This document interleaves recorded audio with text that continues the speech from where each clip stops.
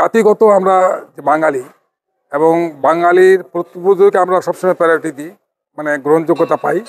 আজকে বেগম জিয়ার জন্য আমরা কেন এত উদ্বিগ্ন, তারেক সাহেবের জন্য কেন আপনার উদ্বিগ্ন? আজকে তারেক সাহেব বেগম জিয়া বগুড়ার উন্নয়নে যত কাজ করেছেন, আজকে বগুড়াবাসী তা মর্মে মর্মে উপলব্ধি করছে। আমরা চাই, ঠাকুরের কাছে প্রার্থনা করি, উনি যেন সুস্থ হয়ে আবার আমাদের বগুড়ায় ফিরে আসেন। আমাদের বগুড়াতে অনেক উন্নয়ন ওনার হাত দিয়ে হয়েছে, যেমন medical college, gas line, bridge, অনেক কিছু আমরা উন্নয়ন পেয়েছি।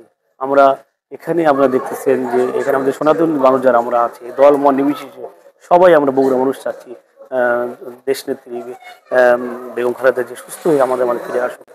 খালি শুধু মন্দিরে না, আপনাদের মাজার, মসজিদ, বিভিন্ন জায়গা থেকে তার সুস্থতার জন্য কিন্তু সবাই দোয়া প্রার্থনা করতেছেন।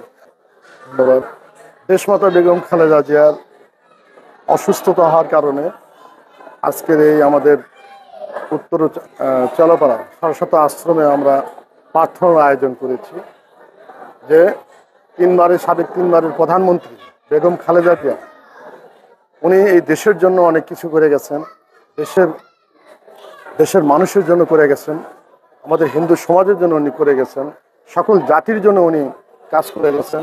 সেই কারণেই আমরা আজকে হিন্দু সমাজ, সনাতনী আমরা যারা আছি, আমরা একযোগে সবাই সকল মন্দিরে আমরা তার জন্য প্রার্থনা করছি, উপাসনা করছি যে উনি যেন সুস্থ হয়, তার